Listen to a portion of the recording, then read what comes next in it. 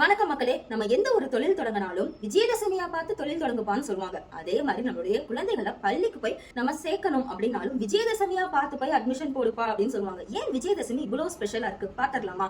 விஜயம் அப்படின்னா வெற்றியை குறிக்குது, தசமி அப்படின்னா 10ஆம் நம்பரை குறிக்குது. நவராத்திரியில அந்த 10வது நாளை தான் நம்ம விஜயதசமியா கொண்டாடுறோம். நவராத்திரியில அந்த 9 நாட்களும் மகிஷாசுரன் அப்படின்ற அரக்கனை துர்க்கை போர் எதிர்கொள்வாங்களாம். அந்த 10வது நாள் மகிஷாசுரன் அப்படின்ற அரக்கனை கொன்னு மகிஷாசுர மர்தினியாக அவங்க வாகை சொல்லுவாங்களாம்.